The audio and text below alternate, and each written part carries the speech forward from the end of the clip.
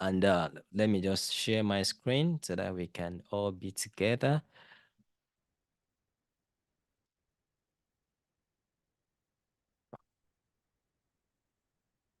I think I've got a lot of things going on here. Bear with me one minute. Okay, so in the book Money Mindsets and How to Master Your Finance and Building Wealth, which is on Amazon at the moment, you can get it on Amazon. So the chapter 7 talks about cultivating a money mindset. And we are looking at 3 key things. And one of them is practicing gratitude for your finance. You know, practicing gratitude for your finance is an essential mindset to adopt when it comes to managing our wealth. You know, it involves recognizing and appreciating the resources you have and being mindful of your financial situation. By practicing gratitude, you can shift your focus from what you lack to what you have, which can help you make a better financial decision and attract more abundance into your life. You know, this is very, very important. For most of us, we focus on what we don't have. But do you know that there are a lot of things that you have that you take for granted? You know, the one key thing that I believe that I have is my mind. And I didn't pay for that. So what do I need to do to expand my mind? One of the things I need to do to expand my mind, thank God for the power of internet. We have internet. We can listen to podcasts. We can listen to videos that can actually, expand our mind. For some of us, they ask us question, why are you not doing this? And most people will tell you, it's because I don't have capital. Why are you not doing this business? It's because I don't have capital. You know, I was talking to someone yesterday and he said something. He said, there are a lot of opportunities out there that we are not seeing because we are focusing on what we don't have. But why can't we think of what we have at the moment? You know, when I was speaking to a friend, yesterday, I guess yesterday or day before yesterday, and I told him that, when you were in Nigeria, you were, it's actually is a lawyer, and he was dealing with landowners, dealing with people, families that have land in Ibejuleki and developing area in Lagos. And he said, he even got to a stage whereby, they were representing, the family, and they won against one top guy in Nigeria, which I'm not going to mention his name right now. And he said that, when they won the case, the family really appreciated them. And he said, and I said that, but what about you getting land from the family? He said he never thought about it. It didn't even cross his mind that, as in buying land from the family or negotiating. I now told him about a guy that myself and Pastor knows about.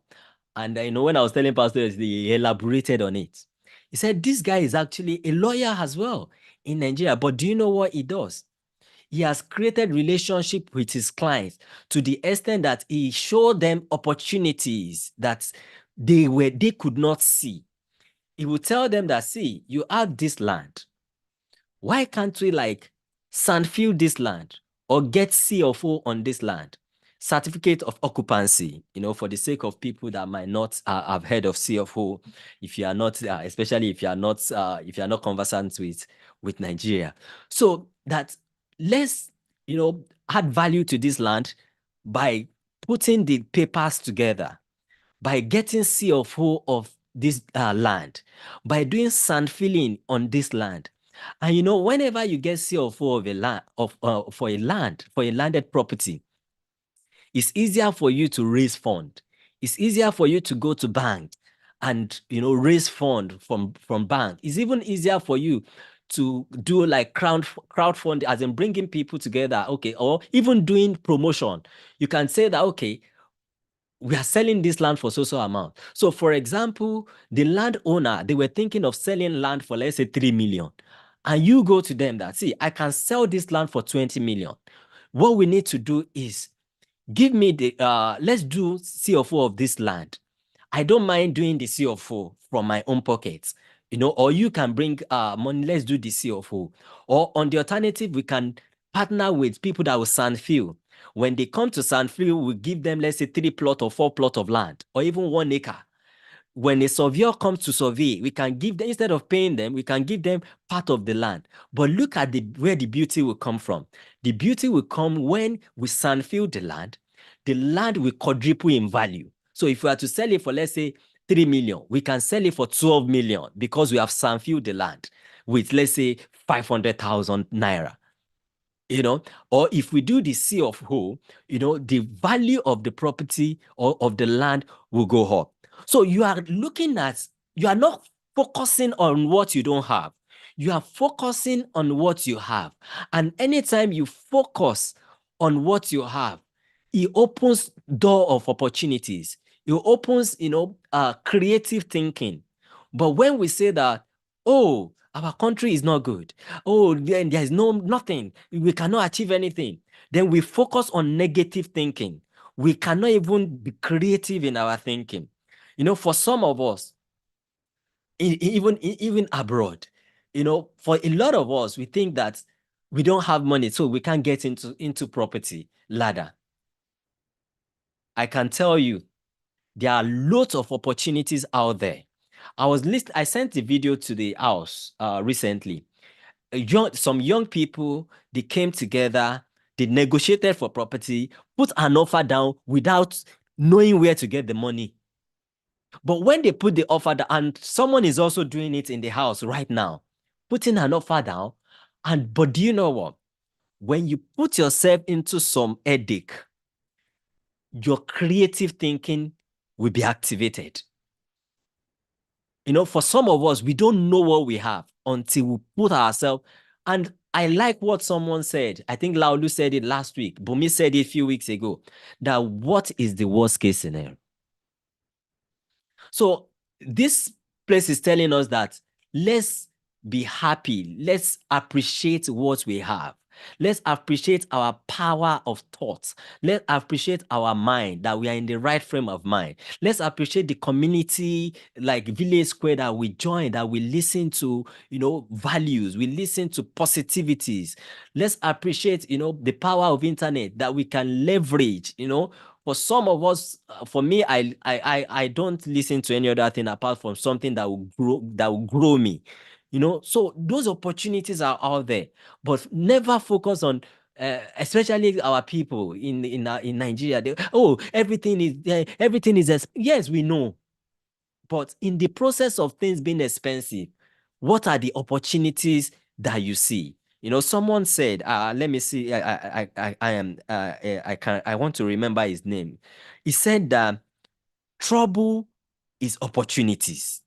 Trouble is opportunity. And if we see it that way, doors will be open. But when we see opportunity as a problem, there is a big problem. Yes, his name is John Templeton. He says trouble is opportunity. So it depends on how we see things. And when we see things that way, we would appreciate, what we have. And the second point I'm going to talk about today is uh, we need to overcome our limiting belief about money. He said, in order to achieve financial success and build wealth, it is crucial to overcome limiting belief about money. Many of us have been conditioned to think negatively about money, whether it be through societal norm, family upbringing, or personal experiences. This limiting belief can hold us back from reaching our full financial potential and living a life of abundance. In this yes, and that is what it talks about. That, for some of us, we see money as negative, as a negative thing. That, oh, no, no, no, no, no, no, no, no. When we see people, I don't know, maybe you've had this experience before. When you see a new car, let's say a 2024 Lamborghini, and it's hooting on you, or the car overtake you, or it's too slow. For some of us, because of our mindset, we're like, we don't even know where he got the money, or the person is pompous, or the person is listening to music and is too loud. A lot of us, we just say things because of our, we are not, because of our negative belief. Let us appreciate, when people do things, when people are doing well, let us appreciate them. Don't let us be don't let us be like be feeling like that what is wrong with this guy, is too proud, is too arrogant. Sometimes it's because of where we are coming from. But if we can overcome those limiting beliefs, and for some of us, it might actually be family upbringing. For some of us, the reason why we don't invest is because of our family upbringing. you know if you are born with let's say civil servant background, and what they do is they only believe in salary, and you it's quite difficult for you to take massive risk if you don't have the right mindset. A friend of mine was telling me that, yeah, because of his family upbringing is affecting, and a lot of us, including me as well, our family upbringing affects. He was telling me that because of the way they were brought up, that the way they were brought up is, to keep giving people, just keep giving, because of the way they were brought up as a shepherd. A shepherd's family, they need to keep giving, keep giving. Anyone that comes with struggle, they keep giving, and it's quite, and it has its role. We need to give back, but imagine you give everything and you don't have anything to give, to even put down for your or to invest for future. Imagine how it's going to look like. And sometimes, because of our personal experience, we have invested in things and our hands have got burnt. you know Tell people that have invested in landed property in Nigeria and they've taken their land, or Monile took their land, and tell them to go and buy land again. They will tell you, never in my life. I've heard people that will say, "Oh, Ibadan, I bought a land in Oyo State and they took it." No, never. We'll never get to Ibadan again. For some of us, Lagos, never, never. Or imagine people. There was the time I was speaking to someone and he said he will never buy property again. I said, why? He said because he bought property before that credit crunch in 2008, 2018, 17, 18. And he said, I think it's 2008 on. He said, when it was difficult for him to pay, the bank, took the property from him, following the process of foreclosure. And he said, why will he have to buy property again? Because of his personal experience, because he couldn't pay the mortgage. But how do we use our personal experience for our good? A lot of us, we have lost money. I have lost money on Amazon. But do you know what? Anytime I lose money on something, I don't give up on it, because yeah, it has actually taught me how not to do it again. So it has taught me another way of doing it better. And we used to say this, our pastor is there, that we have paid school fee for that. So anytime I lose money, I've paid school fee. So if I pay school fee for something, how can I leave it when I've paid for it already? So I will find a better way to do it. So these are the things that is actually, depriving us from moving forward. And our societal norm as well. Who are your friends? Who are in your carcass? Who are the people you are rolling with? Your association matters a lot. And that's why we say that your network is your net worth. Who are the people that you are rolling with? If the people around you have negative mindsets, they always say that it's not possible, you are likely to also believe that it is not possible. But when you have the mindset that everything is possible, I need to find a way how to make it work for me, then it changes everything.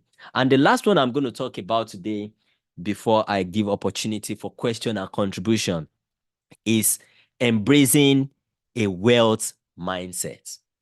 Embracing a wealth mindset is essential for anyone looking to achieve financial success and build wealth.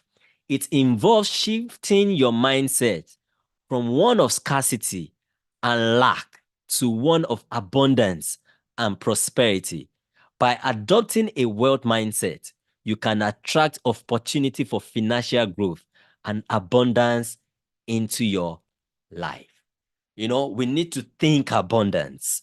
We need to think, prosperity. We don't need to think, we don't need to have mindset of scarcity. When you have mindset of scarcity, it's even difficult, for you to even give offering or to add value to other people. When you have mindset of scarcity, you will think that when you share your ideas, people will become your competitor. People would sell what you sell. So you are trying to protect. You don't even want to train anybody because you have that mindset of scarcity. You don't want to tell people what you do because you believe that they will jump at it. There is one adage that says that the bed is the ojú ọ̀run tẹyẹ fò láì fara kanra wọn. He said the sky is too huge that even when all the birds are flying, they don't touch each other. So if you have that mindset that even if I share with other people, I will still have abundance.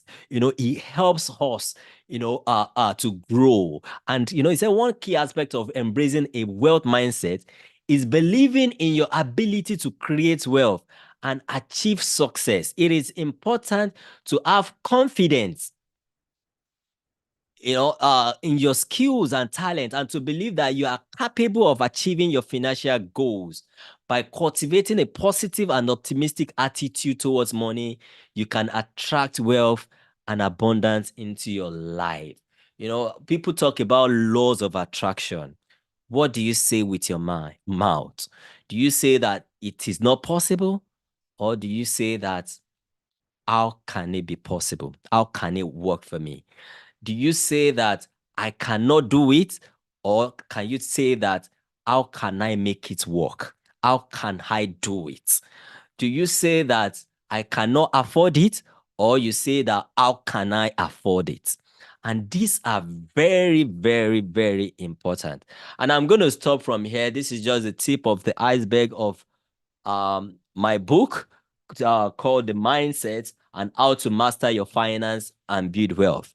If you want to know more, you may want to order it on Amazon. And at the moment, we are doing promo for the Kindle version. You can download it for free. And if you want to do the paper version, it's $6.99 in the UK, and I think $6.99 in the US as well. And you can also go for the hard copy. But I think this will also help us to see opportunities and possibilities. From next week, we will start talking about other opportunities. We'll talk about how you can make money from real estate. By God's grace, I believe that maybe we would have exchange the property I'm working on. I'm happy to come and give ideas. Okay, sorry. Next week we'll talk about how to write books, and maybe subsequent week we'll talk about opportunities in real estate. We'll come back to our Amazon, our e-commerce talk as well. And we can also talk about our stocks as well, because stock is actually booming now.